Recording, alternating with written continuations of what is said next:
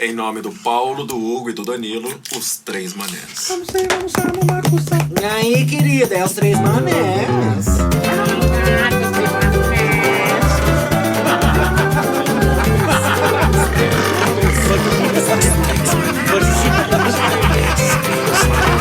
Os Três Manés aí.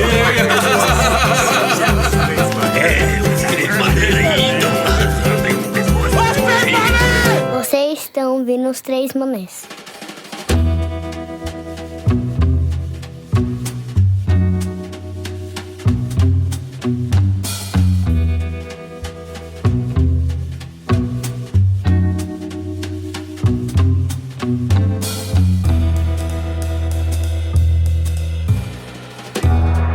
Saudações em série, meninas, meninos e menines. Está começando mais um episódio do podcast dos Três Manés.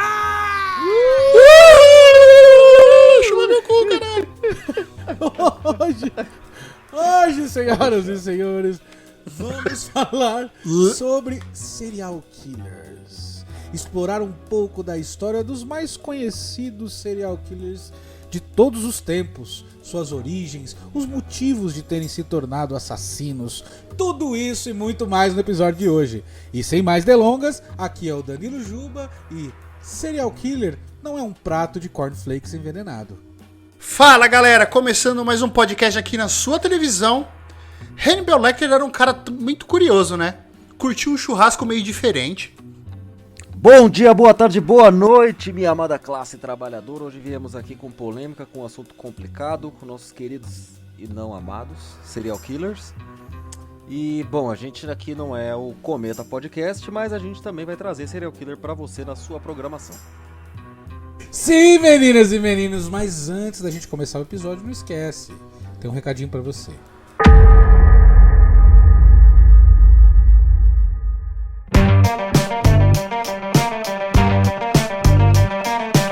Sim, meninas, meninos e menines, antes de começar, não esquece, pô, dá uma moralzinha pra nós lá, vai.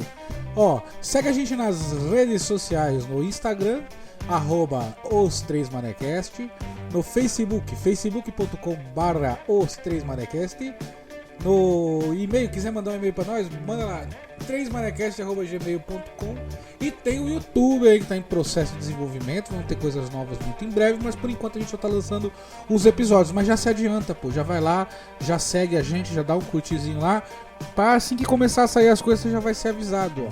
youtube.com/3manecast, youtube.com/3manecast, não esquece, vai lá, segue e vamos pro episódio.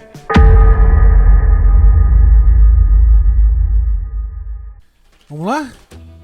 Bora. Eu acho que antes da gente falar do serial killer, a gente tem que definir, entender, tentar pelo menos sapear, né? O que é um serial killer? Por mais óbvio que pareça. Isso até gerou polêmica no Twitter. Não sei se foi só no Twitter, né? Porque eu não uso outra rede social. Mas que quando saiu o serial killer de Brasília lá, uns meses atrás aí, que tinha diferença de... O pessoal tava discutindo a diferença de spree killer pra serial killer. De o quê? Tá tendo spree killer. Isso eu já não sei o que é. Eu também não faço a menor ideia. Então, comecei, eu só descobri por causa dessa... que um é... Enfim, só pra dar um breve assim, que serial killer mata... Tem a definição até no manual da CIA.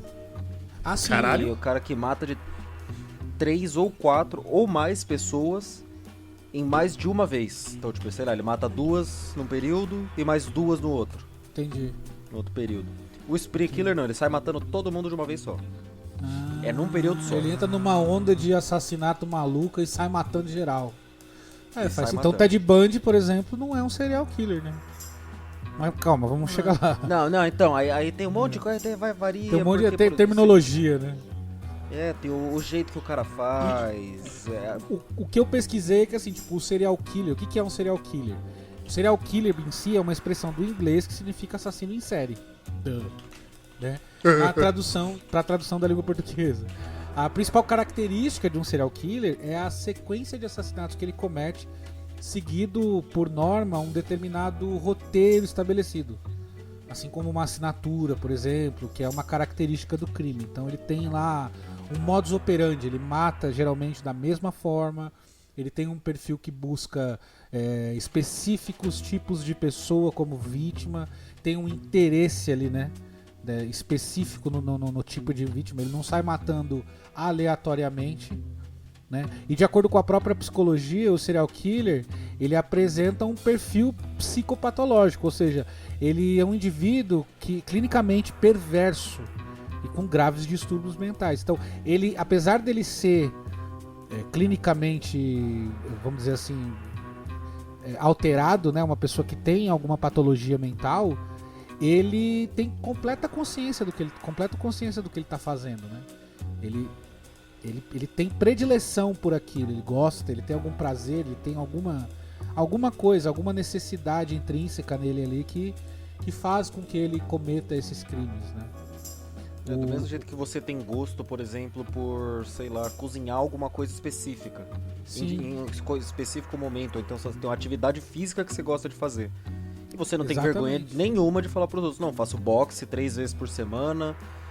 Gosto de fazer de tal jeito. A satisfação que você tem de ir atrás de alguma coisa, pra ele é a mesma coisa. Não é tipo, ele é doido e viu um demônio na pessoa. Não, isso é muito. Isso é o cara que é doido. Ele é completamente consciente dos seus atos, no entanto, ele tem uma vontade de saciar desejos que ele tem, muitas vezes são desejos mórbidos, e isso é maior do que sentimentos de compaixão, por exemplo, que ele poderia ter pela vítima. Ele tem, é como se fosse um vício praticamente, saca? É uma necessidade intrínseca mesmo, cara. Supostamente o termo serial killer surgiu em 1840 em referência à história de um soldado francês que durante o dia vivia em uma sociedade e trabalhava normalmente, mas durante a noite invadia cemitérios para violar os mortos, o que não faz sentido nenhum, porque se ele não matava ninguém, por que o termo serial killer nasceu dele? Bom, dependendo da violação, matava outras coisas, né? Não, caralho, ele era um profanador de corpos, né, cara? Um necrófilo, sei lá, mas... Jesus, né, amado. serial killer não se enquadra muito, né? O cara é louco, certeza. Cucu, né? Fora do... Porra. Fora da curva já. Não tem jeito, mas acho que não entra no serial killer em si. Não entra. Aí eu fui ver, eu falei, caralho, peraí, nós vamos falar de serial killer, eu sei que tem os caras que a gente sabe, né, são nomes famosos aí e tal, porra, muitos, mas eu falei, quem foi o primeiro serial killer, né? E aí eu pesquisei alguns sites de história e tal, e eu achei o cara chamado Gilles de Rais, que viveu entre 1405 e 1440. E tem uma estima-se que ele matou mais de 200 vítimas. Cara, devia ser. Nessa época devia ser muito fácil, né? Porque não tinha câmera de segurança, não tinha. Porra nenhuma, tá ligado? O cara matava 10 pessoas numa cidade, pra até chegar na outra. E se você vê, os caras é soldado, então o cara matou muita gente na vida. Né? Guerra.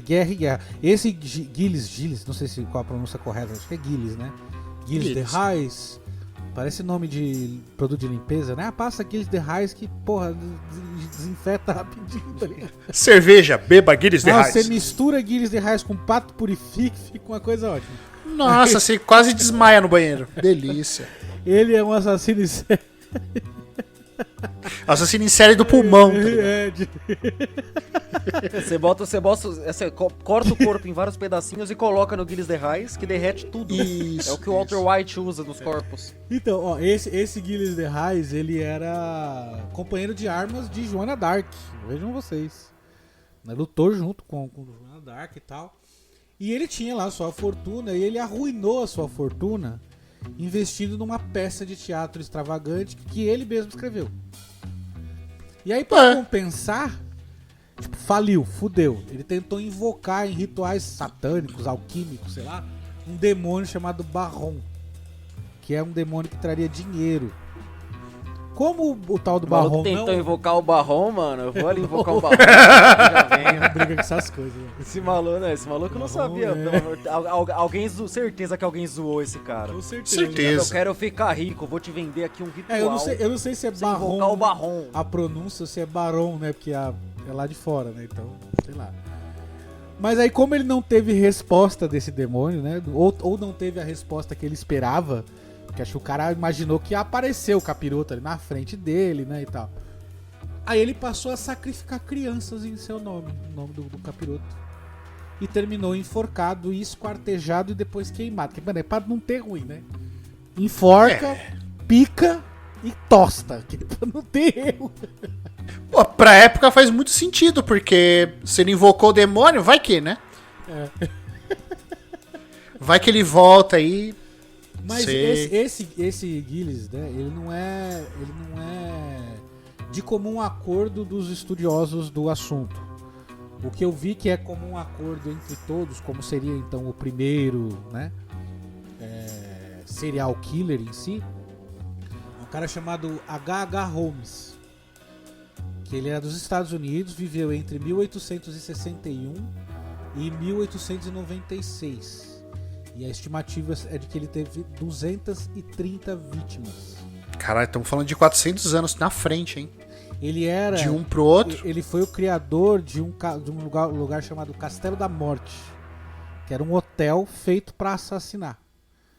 Ele tinha quartos que só abriam por fora, ligados com canos de gás. Tinha uma sala que só podia ser acessada por um alçapão no teto.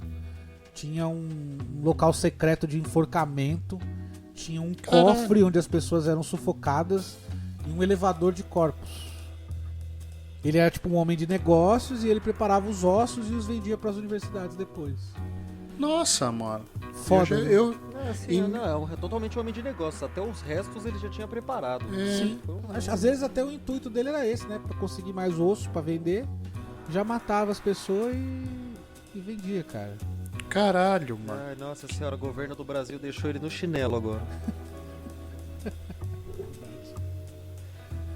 Fazer o quê, né? Eu não ia puxar essa piada, mas falou do vender o osso, eu fiquei... Tem alguma coisa em comum. Aí foda o cara, né, mano? O cara construiu... Ele praticamente inspirou os castelos de terror que tem no mundo hoje em dia. Você vai no Hopi Hari, é praticamente o hotel do cara. Pode Na crer. Noite do Terror, claro. Masmorra Cara- do bagulho. Agora não se diz, né? Se ele tinha prazer, se ele, né, como é que ele encarnava isso. Mas... O cara, O cara que faz um esforço desse, com certeza ele gostar. Imagina ter um trabalho desse e não gostar de matar gente. verdade. Entra alguém no hotel pra fazer o check-in. Vou ter que matar mais um, caralho. Porra. Nossa, não, mano. Não, Nossa. não dá. Não, e eu ele, tô e ele, feliz. e ele era foda, porque assim, ó, ele frequentou aulas de medicina, né, acho que muito bem, em 1882 isso, tá? Na época ele atendia pelo nome verdadeiro, que era Herman Webster Mudgett. Ele entrou pro departamento de medicina e cirurgia da Universidade do Michigan e se formou 2 anos depois. Nossa, naquela época, 2 anos o cara era médico, olha que maravilha. Caralho, 2 anos. Hoje em Nossa dia- senhora. Hoje em dia morre faz e não 6. termina de estudar, velho. Enquanto Caralho. isso, ele estava matriculado, ele trabalhou no laboratório de anatomia. Então você vê que o cara já tinha uma quedinha, né? Pelo mórbido. Uma predisposição aí já pelo... na verdade, eu acho que ele já tava... Ou ele já tava pensando nisso e falou, porra, tem que aprender de alguma forma. Onde eu vou? No necrotério, caralho. Sim. Mas Aprender todo o processo, né? E aí aí que vem as coisas mais bizarras também, tipo, ele trabalhou depois mais à frente em New Hampshire. Ele foi aprendiz do Dr. Nahum White, que era na época um defensor da dissecação humana, é o cara que começou com essa parada dos estudos, né? E o Holmes construiu sua carreira de homem de negócios meio que ali influenciado por ele, né? E a sua experiência com anatomia, né? Porque ele tinha esse negócio de vender as ossadas e tal. Houveram situações em que, por exemplo, ele foi suspeito de assassinato e nada foi comprovado, já nesse período, já ali naquela época, né? E aí teve os casos em que, por exemplo, ele roubava e desfigurava cadáveres. do laboratório. E qual que era a justificativa, né? Que era tentar conseguir valores do seguro de vida dessas pessoas, alegando que elas tinham morrido por acidente. Então o cara morria em casa, ele ia lá, destroçava o corpo do cara, falava que a pessoa morreu de acidente, que dava um dinheiro maior pra poder receber. O cara já era, né? Caralho, o cara montava a cena do crime, mano. Foda, né, cara? E ele fez vários e vários casos disso, né? De fraudes com seguro.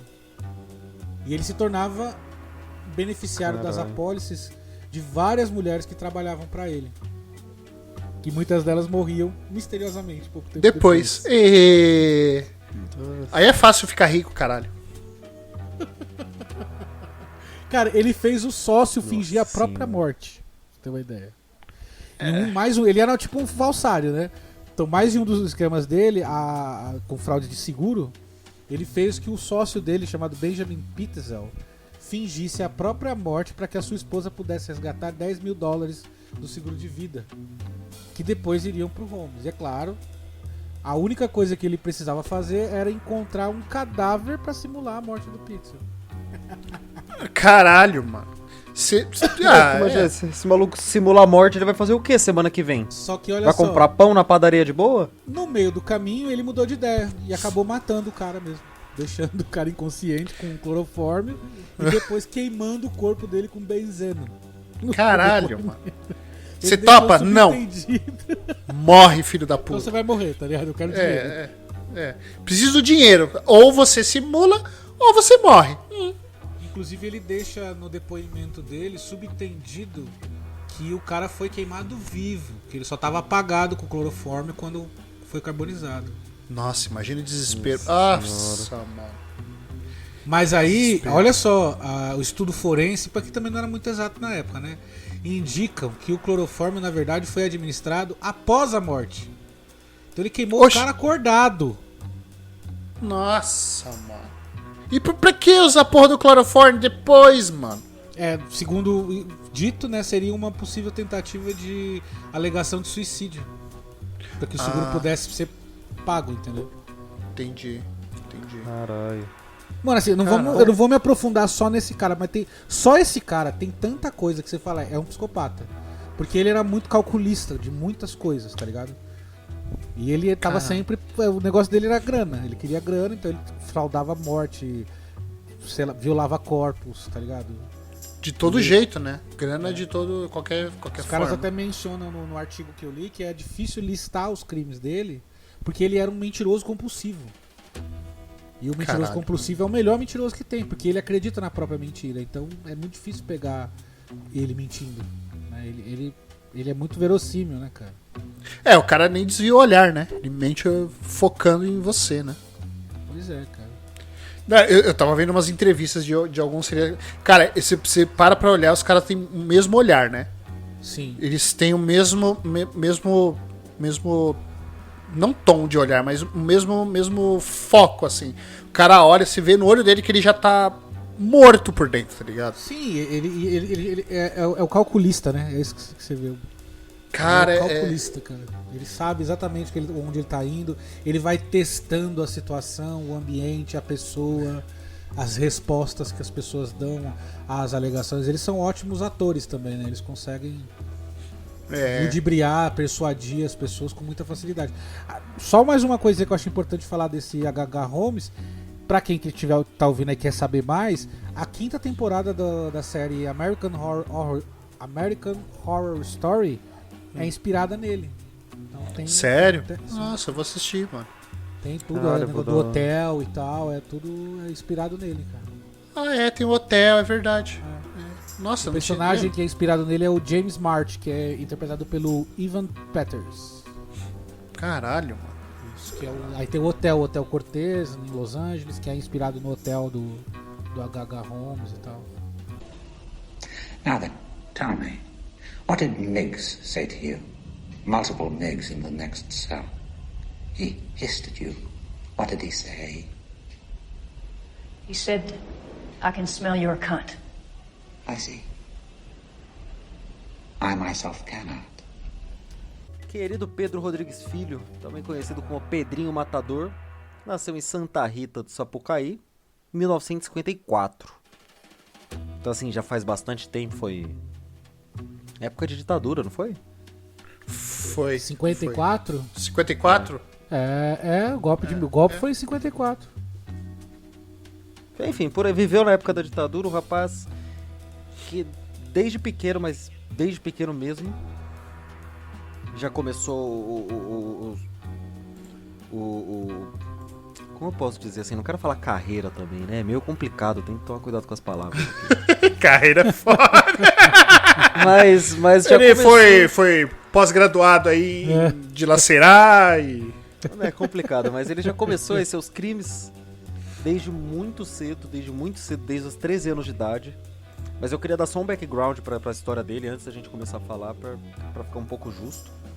Ele veio de uma família muito ignorante e pobre, onde ele tem até uma marca no crânio dele, de formação desde que ele nasceu, que o pai dele batia, não era violentava que a gente pensa só de estupro, ele violentava, deu uma bica tão forte na barriga da mãe do Pedrinho Matador, que ele já nasceu com uma cicatriz no crânio. Caralho! Então assim, antes dele nascer já rolou, então assim, ele cresceu num lugar completamente... hostil, né? Hostil. O pior ambiente possível, né, pra se crescer. Ele é um daqueles casos assim, que você vê a história de começo e você já entende o final. Mas enfim, começa aos 13, ele com raiva de um primo mais velho, na discussão, tipo essa discussão boba, quando você tem 13 anos, que dá soco, no final tá todo mundo dando risada, ou então uma semana depois tá de boa de novo. Com ele foi um pouquinho diferente, ele ficou com raiva do primo, trabalhavam em plantação, tinha um moedor de cana, ele empurrou o primo no moedor de cana. Só. Sim, só pra começar, com 13 anos de idade. Que leve. Nessa discussão boba de moleque, ele ficou com raiva e ele mesmo fala. Na cabeça dele era tipo, fiquei com ódio e pensei, vou acabar com esse moleque. Viu o moedor, pensou, olha lá, ele cabe certinho no moedor. Empurrou o moleque no moedor. Aí, por sorte, o moleque não morreu, mas se machucou pra caralho. Mas não morreu. E a família encarou mais como foi, tipo, foi um impulso de violência. Aí, com 14 anos, o pai dele foi demitido do emprego dele de segurança de escola por roubar marmita. O vice-prefeito acabou mandando o cara embora. Pedrinho ficou puto, porque ele sabia que o pai dele não tinha roubado. Imaginava que tinha sido outro cara. O que ele fez? Matou o outro cara, que ele achou que tinha sido, e o vice-prefeito. Na frente da prefeitura. Caralho! Com 14 anos de idade. Caralho, com 14 anos de idade o moleque já fez isso. Ele simplesmente chegou lá e Porra, matou. mano. Aí, firmeza, ele tinha causado demais já onde ele morava, em Alfenas. Foi pra Mogi das Cruzes fugido, porque você matou o vice-prefeito da cidade. Famoso. Sim. E aí, Mogi das Cruzes na Grande São Paulo, ele começou a roubar bocas de fumo e matar traficante só. Assim, caralho, tipo justiceiro, né? Ele não foi roubar... Ele foi literalmente, o que você vai fazer pra viver? Vou roubar boca de fumo e matar traficante. Até que ele conheceu uma viúva de um ex-traficante, de um traficante morto. Foi morar com ela, foi viver junto com ela, assumiu as tarefas do ex-marido da mulher, do falecido. E aí, quando ele entrou, ele já começou matando 3 rivais. Caralho. Porra! E ficou morando em Mogi até essa mina ser morta. Que ele comandou o bagulho todo, só que ele não achava certo ficar vendendo droga. Ele só fazia aquilo pra poder viver e pra poder matar os outros tranquilo. Então ele largou esse negócio de vender droga e foi ser... Não o dizem oficialmente, mas ele foi ser assassino de aluguel. Que aproveitaram pra, tipo, alguém tem uma vingança pra fazer, precisa matar algum cara que fez alguma coisa ruim. Ele vai lá e mata. Ele até chegou a conhecer outra mulher. Ela engravidou ela, ele tava, entre aspas, saindo, assim, né? Tipo, dessa vida mais conturbada. Sim. Até que rivais dessa vida dele foram lá e mataram ela. Torturaram e mataram a... Putz, ela grávida. Aí ele foi lá, matou gente para um caralho, torturou gente para um caralho pra descobriu que foi um antigo traficante rival, que por vingança decidiu matar a mulher. Aí ele, não satisfeito em matar um monte de gente, ele, no casamento do cara... Ele e mais 4 amigos entraram no casamento do cara, matou o cara. outras 6 pessoas, deixou 16 feridas. E nessa época ele não tinha feito nem 18 anos ainda. Caralho. Ele é um serial killer que ele não trabalha sozinho, né? Porque ele entra num bagulho com mais 4 caras e mata um monte de gente, tá ligado? Ele é meio. Então, aí vai ter até uma explicação um pouquinho mais pro final da história dele. Aí em 73, com 18, ele foi condenado a 128 anos de prisão. Confirmadas 48 assassinatos. Confirmados. Caralho. E aí todo mundo fala, ele bate em qualquer lugar, pra ele não. A questão dele não é que ele tem gosto de matar, ele não tem problema de matar. Entendi. Diferente de vários outros. Pra ele é indiferente, né? Então tipo, mata, pronto, acabou. Assim, se bater na cabeça dele que foi uma desavença que não é normal, tipo, sei lá, uma questão de honra, aí ele vai matar e acabou. Seja por um cheeseburger, seja por terem matado a mulher que ele ama. Sim. Pra ele não tem diferença essas duas coisas. Caralho. E aí, na cadeia, essa é a história que eu fiquei que eu achei mais incrível, como você percebe que ele tem um senso de justiça dentro dele. Na cadeia, ele fez questão de ser transferido pra cadeia onde o pai dele tava. Porque o pai dele, ele descobriu que o pai dele foi preso por matar a mãe com 21 facadas. Matar a mãe dele.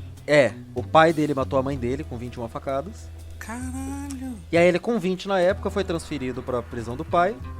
E foi lá e matou o pai dele com 22. Quando perguntaram por quê, falaram, ele deu 22 facadas na minha mãe, então eu dei 22. Pagou o preço, né? Pagou.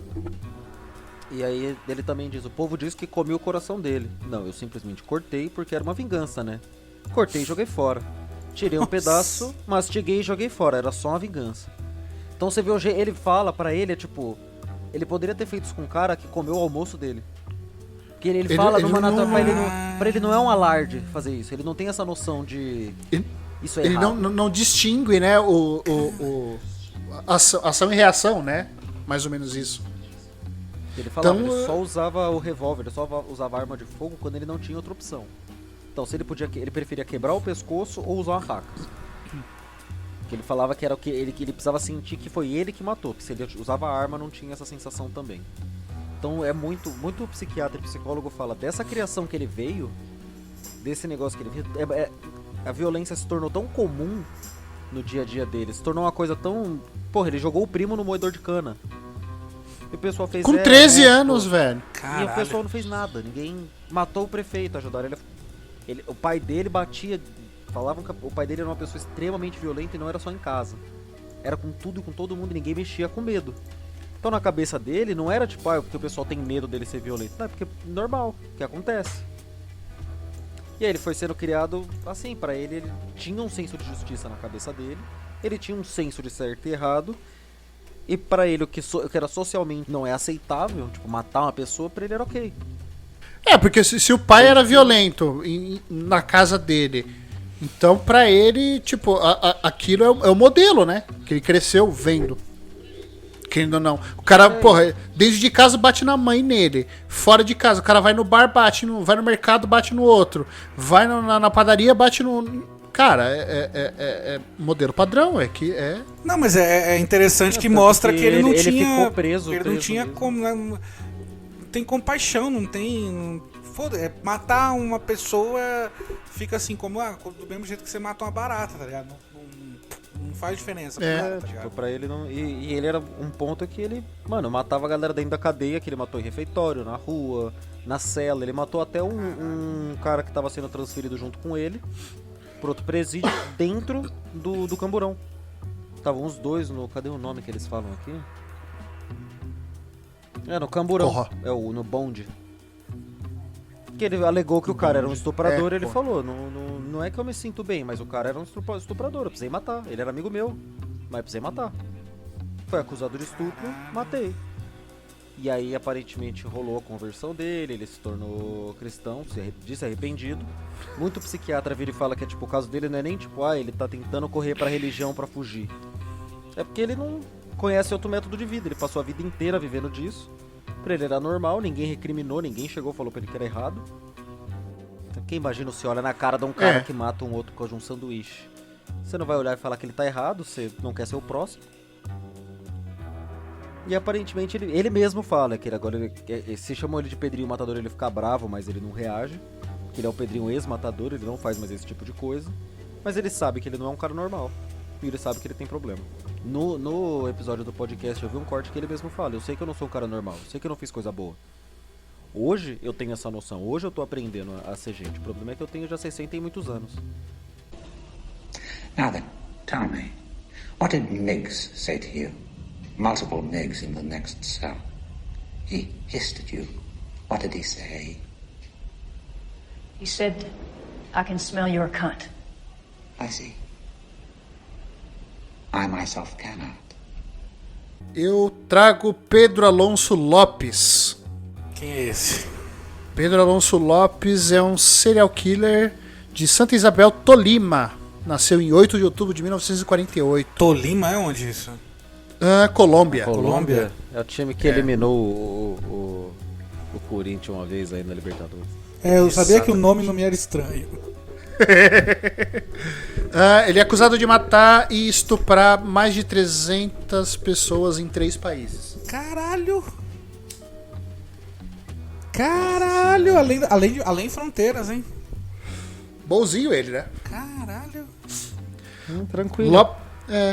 Lopes ficou conhecido como o Monstro dos Andes em 1980, depois que ele levou a polícia no túmulo de 53 das suas vítimas no Equador, nos Andes.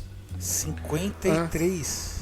53. Ele matava e levava pros Andes, tá ligado? No meio da cordilheira. montanha, tá ligado?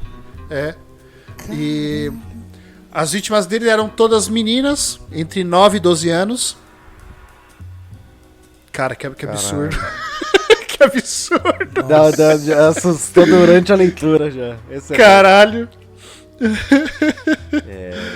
Cara, depois de 1983, ele foi declarado culpado de assassinar 110 jovens no Equador. E confessou ter efetuado mais de 240 assassinatos de moças, dadas por desaparecidas nos vizinhos Peru e Colômbia. Caralho. Caralho. E tá vivo ainda? Deixa eu ver aqui, peraí. Vamos lá. Por quê?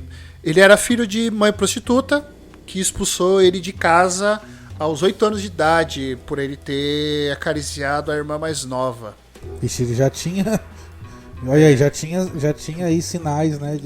Já tinha veia aí. Essa já. predileção dele por crianças mais novas e tal. Depois que ele saiu de casa, ele foi recolhido por um pedófilo. Meu Deus. E foi sodomizado à força. Durante até os 18 anos, ele foi sodomizado por esse pedófilo aí. Aí fica difícil. Aos 18 anos ele foi preso e foi espancado na prisão por uma gangue e se vingou matando 4 pessoas dessa gangue. Foi solto depois de um tempo e aí começou matando as meninas, né? Em 1978 já havia assassinado mais de 100 meninas no Peru. Mudou-se para Colômbia e Equador, onde matava em média de 3 vezes por semana. Nossa, mano, é quase almoço e janta pro cara, velho.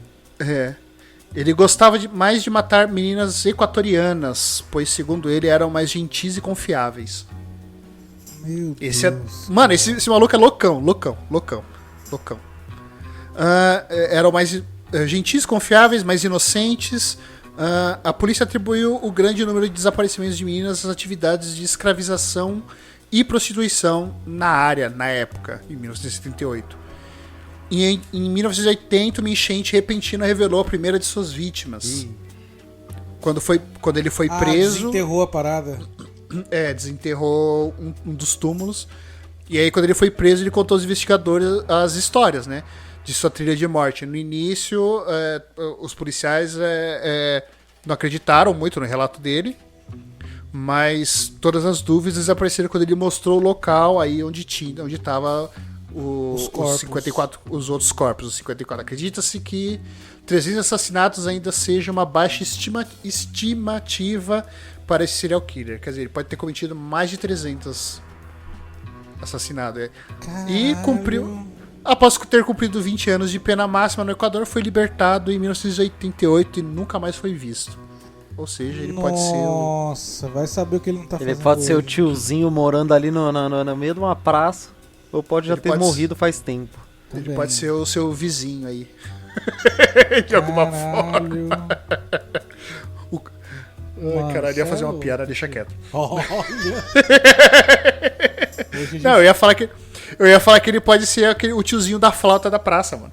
hoje é o dia que a gente tem que ter cuidado redobrado com as piadas, viu?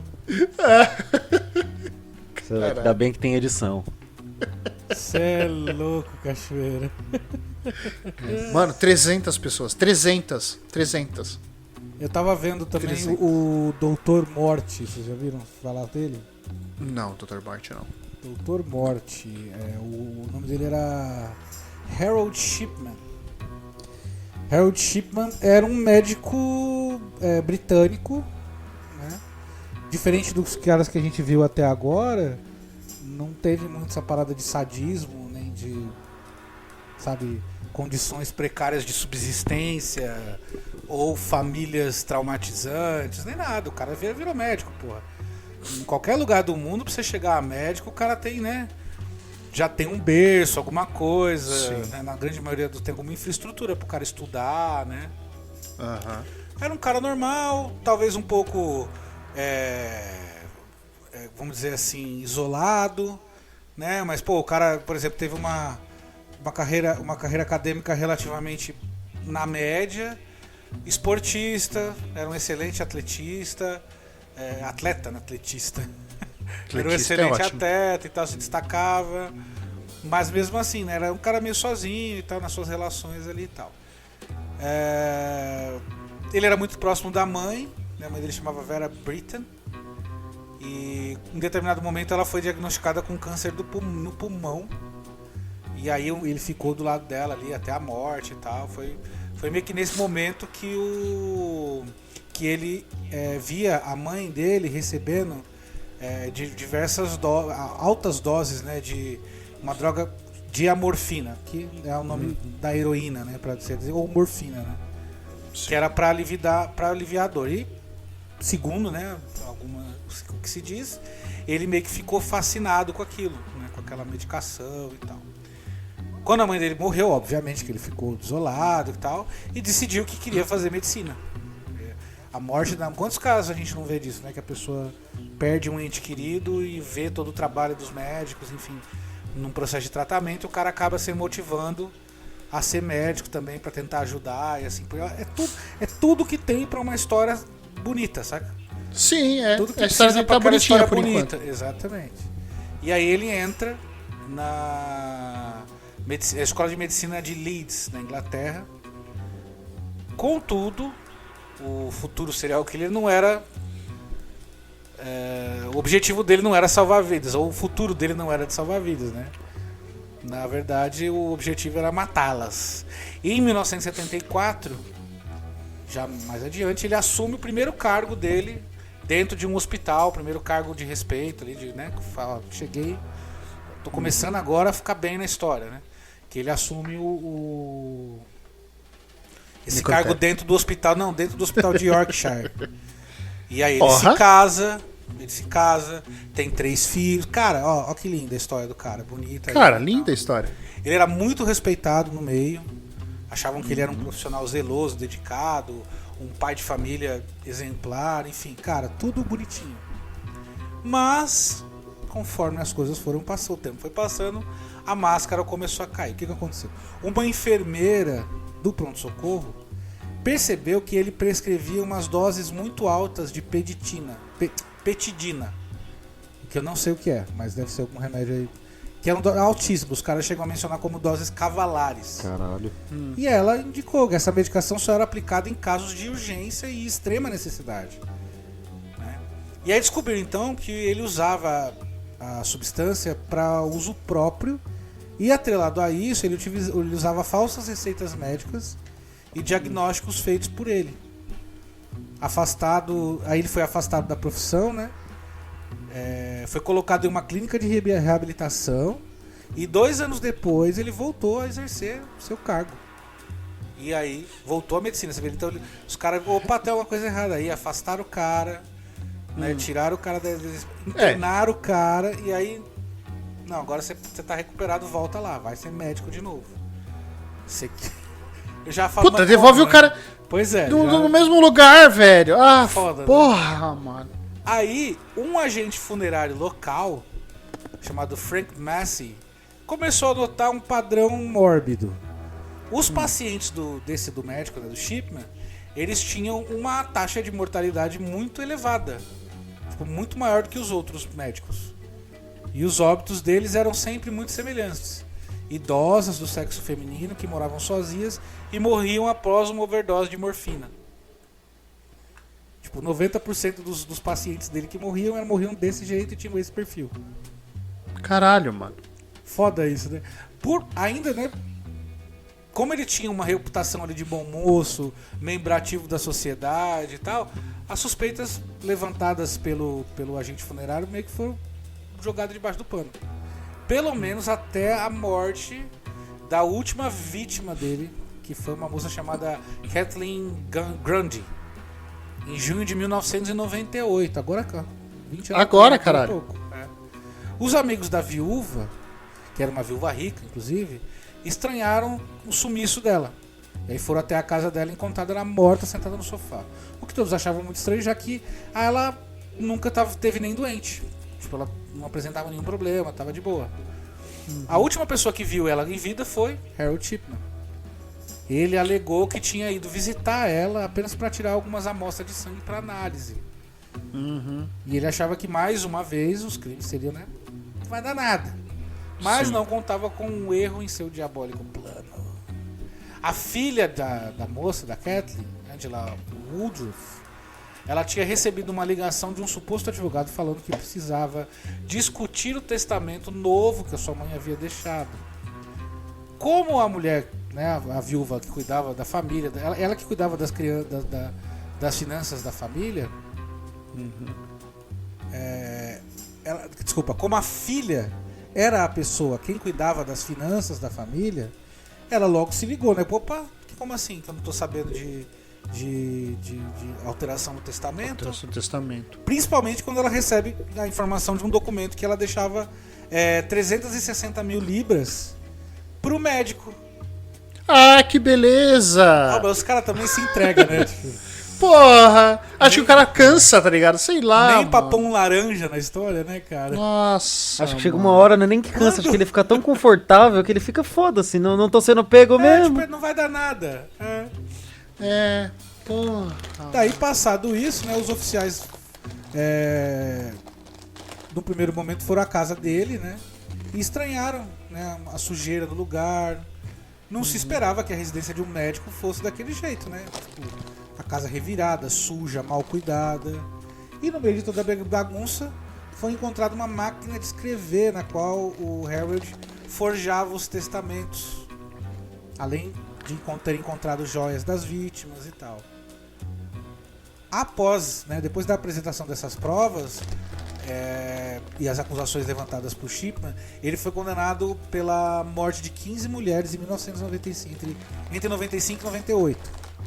E ele negava veementemente ter feito os crimes e tal, mesmo com os caras tendo todas as evidências, tá ligado? Contra ele. Evidências científicas, tudo.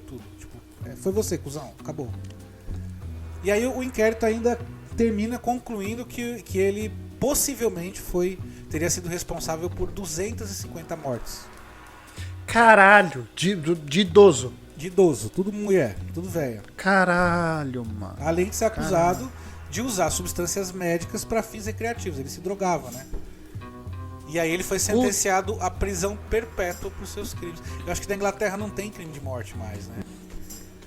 4 anos depois, na véspera do aniversário dele, de 58 anos, ele foi encontrado morto na cela após se enforcar. Alguém deu cabo nele. E um detalhe, o Harold Shipman, ele é o único médico da história legal britânica a ser considerado culpado por matar propositalmente pacientes, sem nunca ter alegado arrependimento por seus atos. Caralho, o cara era médico, matou 250 pessoas. Ele podia ser chamado facilmente de Prevent Senior. É, basicamente isso. Isso dá processo. Se tivesse vivo, a Prevent Senior tinha contratado ele. Caralho, Porra, pra caralho! Pra caralho! Que maldade, gente. Ah, é a verdade, né? Fazer o quê? Ué, é verdade, mano. Ué. Caralho, mano, 250 mulheres, mano. E você vê, o cara vem de uma história completamente, né? Você Então, vê que mas não é só a condição que o cara cresce que faz dele um psicopata assassino, tá ligado? Eu acho que é aí que a gente vê que é uma patologia mesmo. Eu acho que no caso dele, o clique deu depois que ele viu a mãe. Porque, ó, ele pega as idosas no hospital, ele dá o remédio pra elas, que esse remédio eu acabei pesquisando aqui, que ele tira. É pra tirar dor. Sim. Então ele dá as doses cavalares pra tirar dor e mata. Então acho que aquele. Acho que ele deve ter gostado de ver. Gostado, né? Sei que é meio mórbido falar isso, mas. Ele deve ter gostado da sensação, tá ligado? Daquela sensação de ver uma pessoa sem dor morrer. Ou não, cara, acho que também. Nós não somos especialistas aqui, mas. Sim. Às vezes, por exemplo, o cara tem aquela história assim de eu tô ajudando, a pessoa tá doente. Então, pelo menos eu tô fazendo aqui uma eutanásia pra dar um fim digno pra pessoa, pra ela não ficar sofrendo meses a fio, anos a fio, sem ter uma vida digna, esse caralho. Pode ser, mano. O problema é que, por exemplo, essa última vítima nem doente tava, né? Então, eu não sei se o cara é tão bom vivan assim, tá ligado? A ponto de pensar no bem-estar da outra pessoa, tá ligado? Eu acho que ele ficou ali fissurado por aquela sensação, tá ligado? Acaba virando um vício, né, cara? E você vê, eu tava vendo a foto dele, mano, maior cara de doutor. E aí, doutor, beleza? Aquele doutor que você vai. Tem cara de passa, médico pava. Não, mas é normal. Vou lá. Fazer meu exame com o doutor de boa. Foda. Doutor. Mas isso é uma coisa que o pessoal fala que é tipo. É muito raro você conseguir pegar um criminoso desse tipo, incluindo pedófilo, por exemplo, nessa brincadeira. Não precisa nem que ser só assassino. Porque tem algumas coisas, tipo. Tem certos costumes que um cara tem que são errados, que são tão errados que ele sabe que ele tem que ter uma vida dupla. Ele não vai contar isso pra ninguém. Ele não vai deixar claro pra ninguém, vai saber desse tipo de vida que ele tem. E é um prazer tão errado que ele sente que ele vai dar um jeito de disfarçar tão bem disfarçado que você não vai desconfiar. Você não vai conseguir olhar, o cara não vai sair contando pra todo... Não vai ter uma pista que vai indicar. É só quando você realmente desconfiar e pensar, será que esse cara tá fazendo? Que aí você vai atrás, você tem que desvencilhar a vida... Desvencilhar não, você tem que investigar a vida do cara inteira pra ver se realmente aquilo faz sentido. E se parar pra pensar, ele podia até ter falado, não, eu só queria dar uma morte tranquila pra ela. A gente nem ia pensar que ele é um serial killer. A gente nem ia pensar nem que ele é um psicopata. A gente só ia pensar, putz, olha lá. Ele só tem um desvio que ele, com o poder de médico dele, quis ajudar as pessoas. Ainda dá pra ter uma dó sem a gente nem pensar que ele é um psicopata, que ele fazia pelo prazer de ver a pessoa morrer. É bizarro. Então, assim, isso, são os casos muito complicados, muito complicados. Eu acho que a gente só percebe mesmo quando você põe o foco em cima do cara, tá ligado? Você puxa aí, no caso dele, 5, 6, 7 anos da vida dele, e aí você, tipo, você fica imerso dentro da vida dele, aí você começa a perceber. Porque se é um cara que tá passando no hospital todo dia, que nem ele, cara, você não vai desconfiar nunca do cara. O cara vai fazer um tratamento e morre. Now then, tell me, what did Miggs say to you? Multiple Miggs in the next cell. He hissed at you. What did he say? He said, I can smell your cunt. I see. I myself cannot. Eu tenho um outro aqui que eu vi que é ele é até mais recente. O nome dele é gringo também, né? Chama Gary Ridgway. Ele era, mano, ele tem assim, ele foi condenado por 49 assassinatos, mas se presume que ele foi responsável por mais de 90 em um período de 20 anos. Caralho. 20 anos matando, mano? Sim. E por conta da quantidade de delitos que ele tem, né, ele se tornou o assassino em série americano mais prolífico, de acordo com o número de assassinatos confirmados, né? Tipo, que tem muito esse caso, né? Confirmado você matou 5, mas atribuem ao cara 50, mas não tem prova. Não acha o corpo, não sabe, entendeu? Mas desconfia-se que foi ele. E aí o cara também... Tem uns que assumem e tem uns que não, né? Esse cara, o Gary Ridgway, eu acho que o G deve ser mudo, né? Então deve ser Ridgway. Ele era, mano, uma pessoa normal, um estudante, cara, família humilde. Dizem que ele sofria por ter um QI abaixo da média. Tipo, era apenas 82 pontos. E ainda tinha dislexia. Puta que A pariu. maior parte da adolescência não foi muito significativa até os 16 anos de idade, quando ele levou um garoto de 6 anos pra dentro da floresta e esfaqueou o moleque. Pelas costelas e tal. Mas o menino sobreviveu. E disse que o Ridgway saiu depois, largou ele lá e saiu rindo. Saca? O depoimento da criança. Sádico total. Depois, mais tarde, ele foi enviado pro Vietnã, né? Lutou no Vietnã, depois do ensino médio, né? E quando ele voltou, ele conseguiu um emprego pintando caminhões. E ficou fazendo isso por 30 anos, cara. Caralho. Foi casado 3 vezes, era considerado um religioso fanático. Porém, né, aí que vem a... religioso fanático, mas era cliente frequente de prostitutas. É o clássico, Clássico. O cara da família tradicional cristã. Que se não tiver um amante gay ou um travesti como amante, ou a prostituta, não é o clássico cidadão da Mas família isso cristã puxa um brasileira. pouco do problema que ele teve, né? Mais na infância, porque, segundo os relatos, né, ele nasceu lá em Salt Lake City, né, em Utah.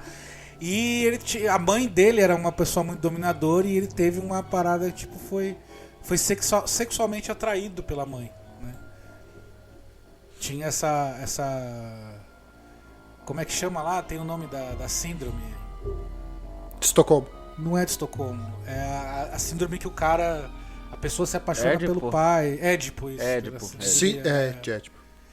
E aí vamos lá. Em meados de julho de 82, um corpo foi encontrado flutuando no Green River, no condado de King, em Washington. A vítima era uma moça chamada Wade Lee Caulfield, de 16 anos. Era uma adolescente problemática que tinha, tipo, o histórico não muito, né, pro lado dela e tal. E ela foi encontrada sufocada, estrangulada até a morte, com a própria calcinha Puta que e pariu. jogada na borda do rio. Não tinha muita evidência, né? Não tinha nada que levantasse qualquer direção pro assassino. O crime ficou sem solução e a pessoa responsável foi o apelido, né? Foi o The Green River Killer, né? O assassino do Rio Verde. Achei que fosse o assassino da calcinha. Não. Eu colocaria. Matou a mulher estrangulada com a calcinha, o assassino da calcinha, caralho. Porra, seria Porra! uma bela alcunha. O que os caras não tinham como saber é que, tipo, aquilo ali representava o início de uma matança que duraria anos, né? A maioria dos assassinatos ocorreram entre 82 e 84. A maioria das vítimas dele eram prostitutas ou jovens que fugiam tipo de casa ou que trabalhavam ao longo de uma área específica da Peck Highway, que é a rodovia 99, que era até famosa, tá. né? Famosa. Highway 99. Aham. E que lá eles estavam fazendo uma modificação, né? Que eles estavam fazendo uma extensão, né? Que ia passar de uma faixa para 2 faixas e tal. Então tinha muita obra, muitos bares de strip, hotéis baratos. Então virou um antro ali, né? De perdição no decorrer dessa rodovia. Lugar que ninguém queria ir. E quase era o ninguém. local propício pro perfil de vítima que ele queria, né? Gente perdida, os caras... Daquela época ainda tinha essa parada do jovem fugir de casa pra arrumar trabalho e começar a vida, saca? Isso tinha muito, né? Hoje em dia já não tem tanto, mas naquela época era bem comum isso acontecer, né? E aí, mano, começaram a ser emitidos, de repente, assim, vários e vários relatórios de mulheres e jovens desaparecidas. Tipo, os pais abriam, né, queixa ou alguém, né, algum relativo ia lá e declarava como desaparecido. Depois foram descobertos alguns restos mortais agrupados em áreas arborizadas ao longo do rio. Tipo, nas imediações do rio, no decorrer do rio, os caras começaram a achar desova, né, de corpos e tal. E aí isso começou a ficar muito regular, tava tipo direto acontecendo. Isso depois de 82? Isso. Tá. E as vítimas eram sempre mulheres que variavam entre 12 e 31 anos. A maioria delas foi encontrada nua, às vezes com as unhas cortadas, e as áreas onde os corpos eram deixados tinham pontas de cigarro jogada. Ponta de cigarro, alimento, mapas rodoviários, tipo da região, né? E essas eram as evidências que eles tinham, tipo, de que mais cadáveres estavam sendo abusados, estavam sendo deixados lá, e que as vítimas eram abusadas sexualmente e tal, antes de morrer, antes de ser assassinato. O que aconteceu? Os caras criaram uma força-tarefa, que ela foi criada justamente para investigar esses assassinatos e a lista de possíveis suspeitos. Naquela época o DNA ele não era tão sofisticado ainda. Tão preciso, né? O Isso. DNA. Ainda estava no começo, anos 80, mas lá já estava no começo. Porque, se você não sabe, querido leitor, nos Estados Unidos eles têm um banco de dados de DNA. Você entrou no sistema por qualquer crime, o seu DNA é coletado e você fica lá. Qualquer crime que aconteça, eles podem testar o seu DNA, e se eles acharem o seu DNA na cena do crime, já é 80% do caso. Foda. E aí, foda, né, cara? E inclusive aqui no Brasil já tentaram fazer isso, mas não sabe Deus por que os caras não aprovam. Então, depois disso, né, a força-tarefa que teve, né, basicamente começou a trabalhar no trabalho braçal, né? Juntar pista, investigação, para tentar criar um perfil, né, do assassino. Que isso é uma coisa também, essa história de criar perfil do assassino é algo que vem a ser desenvolvido anos antes com, eu não lembro qual é o nome do assassino, que começou isso, né, que os caras começaram a ter esse trabalho. Se você quiser saber mais, assista a série Mindhunters. Isso, que ela conta essa história muito bem relatada assim, sobre isso, né? Sobre essa criação dessa metodologia de criar-se um perfil de assassino. Aí, voltando, né, para a história do nosso assassino atual, em 87, os líderes dessa força-tarefa foram substituídos e assim mudou completamente a direção das investigações. Tipo, tudo, eles meio que recomeçaram do zero. Falaram, não tá dando certo, não estamos achando quem é. E enquanto isso, corpos aparecendo, né? Sempre. E aí, em vez de tentar provar quem era o assassino em série, a força-tarefa ela pegou uma lista de suspeito e trabalhou na tentativa de identificar quem era o assassino. Tipo, eles não estavam procurando um cara, eles começaram a ir por eliminação. Saca? Ué? Tipo, tá, mano, sei. Temos uma lista aqui que pode ser 50 pessoas, vamos por eliminação, não vamos tentar achar o cara. Vamos começar a cortar, tipo, isso não é, até diminuir a possibilidade para eles poderem investigar mais especificamente aquele grupo ali, porque eles já tinham chego, né, a um número X de pessoas, né? E aí eles criaram lá todo um sistema, lista A, lista B, enfim, tinha todo essa metodologia. O Gary Ridgway, ele estava na lista de suspeito devido a 2 encontros que ele teve com a polícia no início da década de 80, anos antes. Isso nós já estamos em 87, tá? E ele teve isso no começo da década. E em 1980 ele foi acusado de dar um golpe de gravata em uma prostituta ao fazer sexo com ela. Puta que pariu. No seu caminhão perto do aeroporto, que era uma área onde algumas das vítimas tinham sido... E esse lugar era um dos lugares onde algumas das vítimas tinham sido descartadas. Então, você vê como os caras estavam assim, mano, nós temos que achar, qualquer coisa era motivo para o cara ser suspeito. Quando ele foi questionado, ele admitiu que usou a força e tal, mas disse que era mais tipo, em legítima defesa. Porque, segundo ele, a prostituta tinha mordido ele enquanto fazia sexo oral. Caralho! E aí os caras tipo, meio que abandonaram. Não, beleza. entenderam. Falaram, eu também daria uma gravata se a filha da puta mordesse meu pau, também, sei lá. Sei lá, acho que eu entrava Passou em na pânico, cabeça dos mano. caras, Nossa senhora. Aí, em 82, ele prestou depoimento pra polícia, depois que foi pego em uma outra situação, mas também num caminhão com uma prostituta. E mais tarde se descobriu que a prostituta era a moça chamada Kelly McGuinness, que depois ela vem a se tornar uma das vítimas do assassino em série. Ela foi encontrada morta depois. Entendeu? Ele saiu com ela e depois matou ela. Isso. Mas ele tinha sido pego, porque lá não pode, lá é crime, né? Prostituição. Prostituição, Então, tipo, os caras pegaram ele com ela no caminhão e levaram pra delegacia e tal. Aí, eu tava fazendo sexo, enfim. Não é crime, né? É tipo contravenção, né? Você vai lá, dá uma dor de cabeça, uma multinha e tchau. Isso. Entendeu? E aí, em 1983, ele teve que prestar novos depoimentos depois que o namorado de uma prostituta identificou o caminhão. Porra. E sendo o último caminhão em que a namorada dele tinha entrado antes de desaparecer. Se fudeu. É. Sentou aí. Aí, em 84, ele foi preso por tentar contratar os serviços de uma policial disfarçada posando como prostituta. Olha o que tiveram que fazer pra achar o cara. Senhora. Aí ele foi levado pra interrogatório e concordou em fazer uma prova de polígrafo. E ele passou no polígrafo. Pra você, leitor, se você não sabe o que é o polígrafo, é basicamente a máquina da mentira. Ela vai dizer se você mente ou não. Lá nos Estados Unidos é bem comum usar.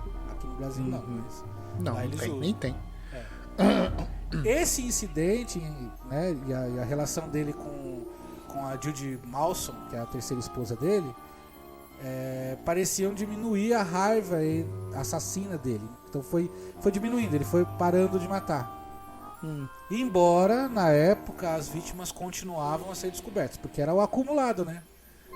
Eu fui 7 anos matando. Sim, mas 7. mas os relatos, né, de desaparecimento começaram a diminuir.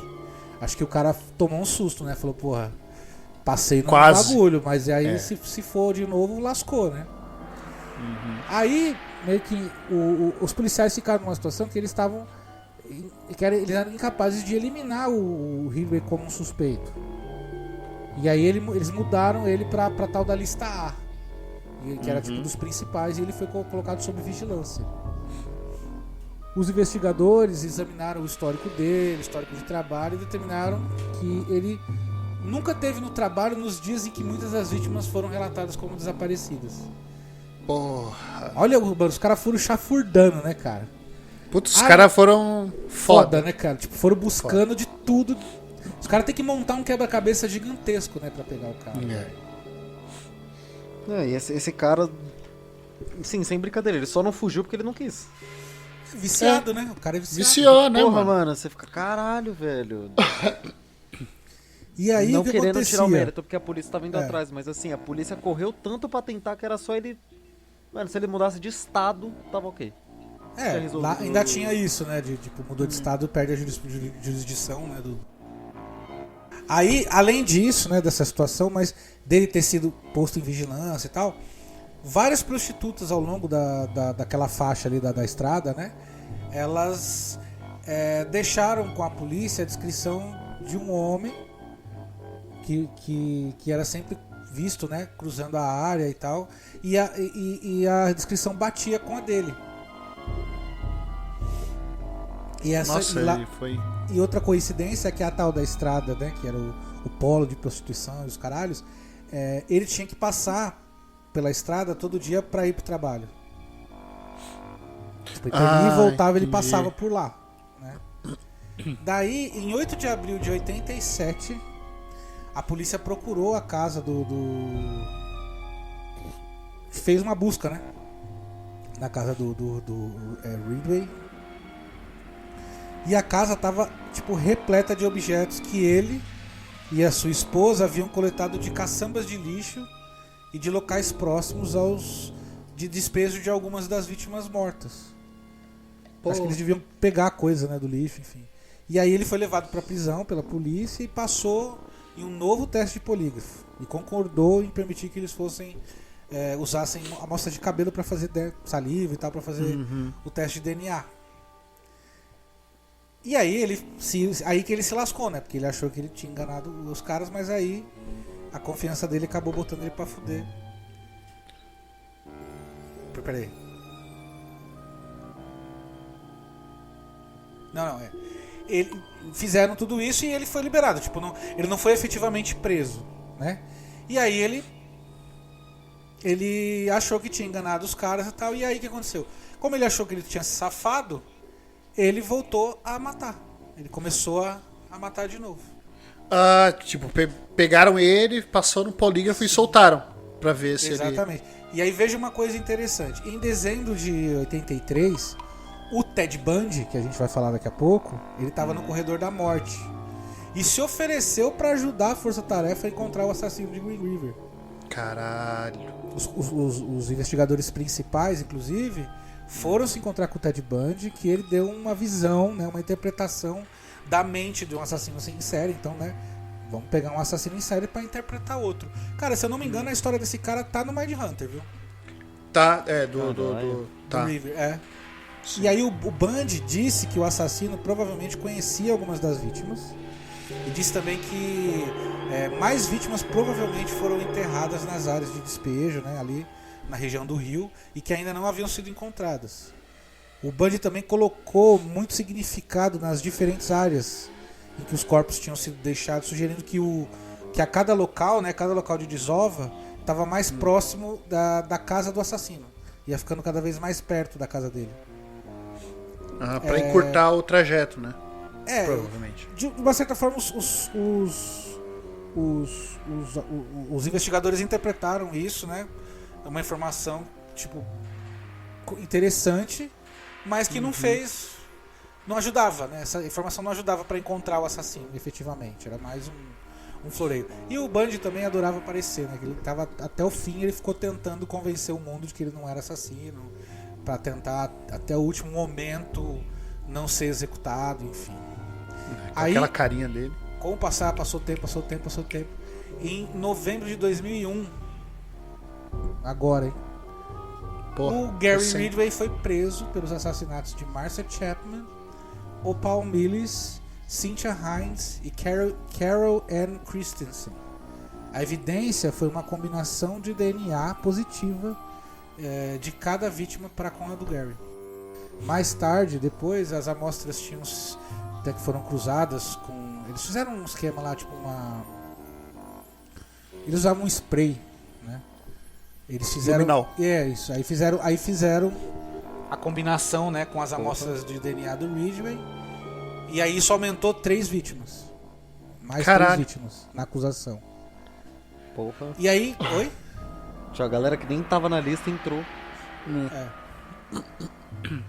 Depois, né, disso tudo, ainda a Força Tarefa ainda falava, pô, o DNA talvez pode confundir o júri. E isso pode não evidenciar, pode até liberar ele, porque ainda era considerado o DNA uma coisa ainda muito subjetiva, né? O DNA tava, mas não quer dizer que ele matou, só quer dizer que ele esteve com a pessoa, por exemplo. Então eles falaram, a gente precisa de mais provas, né? Eles começaram a trabalhar para ter o DNA como evidência. O DNA, na verdade, ajudou a prender ele, a manter ele preso, mas para condenação efetivamente, os caras falaram, a gente precisa de mais coisas, né? Então os caras foram atrás das ex-esposas dele, velhas namoradas, e descobriram que o Ridgway tinha levado uma das namoradas para piqueniques e sexo ao ar livre em várias áreas que ele usava para agrupar os corpos das vítimas. Meu Deus, o cara é doente. Ele levava as mulheres para transar em cima do lugar onde ele enterrou as mulheres Jesus que ele tinha matado. Jesus amado. Deus do céu. Olha a mente do maluco. Onde vai, cara? O Ridgway sabia que ele ia enfrentar a pena de morte. E ele não queria morrer. Lógico. Então ele tentou um acordo com a promotoria. Ele concordou em cooperar plenamente com a investigação sobre os demais assassinatos do Green River. E aí durante meses, cara, os detetives entrevistaram ele, tipo, metodicamente todo dia, tentando obter os mais diversos detalhes de cada um dos assassinatos que ele cometeu. E ele levou os caras para os locais onde ele tinha deixado vários corpos, revelando que matou cada uma das vítimas e as provas, né, que ele deixou pra jogar. Deixou pra jogar tipo, pra desviar a polícia. Ele deixava provas propositalmente pra que a polícia fosse pra direções que não levassem a ele, entendeu? Caralho, Você vê como era cara, premeditado. muito premeditado. Cara, E ele era matava. porra. Foda, mano. E ele matava como estrangulamento, né? Sempre matava estrangulado. E depois ele começou a usar. Ele usava uma régua pra torcer um tecido através do pescoço da vítima, pra facilitar. Porque acho que ele cansava muito. Nossa, fazia um garrotice. Ah, pra virar atrás, né? Fazia tipo um torniquete. Caralho, mano. E às vezes ele matava as vítimas dentro da própria casa, cara. E outras ele matava, levava na floresta, enfim, ele tinha um modus operandi bem né, diversificado. Bem variado. Mas ele matava sempre do mesmo jeito. Em uma confissão que ele fez, ele mostrou tipo, o lado mais obscuro dele, né? Que ele disse que usou uma foto do filho pra ajudar a ganhar a confiança das vítimas, cara, do filho dele. Caralho. E ele também Que filho da puta. admitiu matar uma das vítimas enquanto o filho dele, ainda criança, esperava no caminhão. Caralho. Puta que pariu, mano. Ah, mano. O cara era muito E roubado. aí perguntaram pra ele assim, se ele teria matado o próprio filho, se o filho tivesse percebido o que ele tava fazendo. Ele falou sim, mataria. Nossa, mano. Nossa. No O fim- trabalho da polícia também foda, hein? Mano, e anos, né? 7 anos pra pegar o cara. Caralho, mano. 7 não, em 2001 ele foi preso por quase 20 anos. Mais 20 anos. Caralho, mano. Nas Imagina, filmagens... Ele no Oi? caminhão, o filho sentado no caminhão. Ele, pera aí, meu filho, vou ali mijar. É. 1 hora depois, ele falou, nossa, papai, que mijada foi essa? Ele Pois olha, é. foi de matar, meu filho. Chega Nossa. Que maluco. Caralho! Essa foi A gente tá sádica. revelando nosso lado mais sádico nesse momento. E aí no piada, final, né? velho, Fazer o quê? foram divulgadas filmagens, né, das confissões, né? E ele confessa que matou 61, tipo, em uma fita ele confessa que matou 61 mulheres. Aí numa outra fita ele já diz que matou 71 mulheres. E aí na conclusão Caralho. de tudo, né, ele diz que só lembrava de 48 assassinatos. Ah, Que tudo ele falou que aconteceram tudo no mesmo lugar, né? Dentro do condado de King. E ele também confessou que movia parte de corpos e tal pro Oregon pra desvir, tipo, tirar a atenção pra que não achassem, né? Ele levava os corpos pra outro lugar porque ele sabia que tava tendo uma Investigação. força-tarefa, e ele também fazia isso pra ter relações sexuais com os corpos, cara. Nossa, mano. Que nojo. Ah. Now then, tell me, what did Miggs say to you? Multiple Miggs in the next cell. He hissed at you. What did he say? He said, I can smell your cunt. I see. I myself cannot. Em 2 de novembro de 2003, ele se declarou culpado, né, de 49 acusações de assassinato, que foi classificado como assassinato agravado em primeiro grau. Foi sentenciado a 480 anos de prisão, sem possibilidade de liberdade condicional. Tá preso até hoje. Caralho, mano. Deve E vivo, estar né? O bumbumzinho já virou pedra. Já, certeza. Cara, os Estados Unidos pega rápido, né? Rápido. Rápido, entre aspas, né? Não, cara, mas considerando o número de vítimas do cara que eu falei da Colômbia, Sim. 300 pessoas com 45 dos Estados Unidos em 20 anos, cara. 20 anos, cara. Não, é que se você Os parar pra pensar Cara, os caras a têm- época, Muito rápido. a tecnologia e o tipo de morte que tá rolando, para pensar, como o Danilo falou, o cara trampava num caminhão.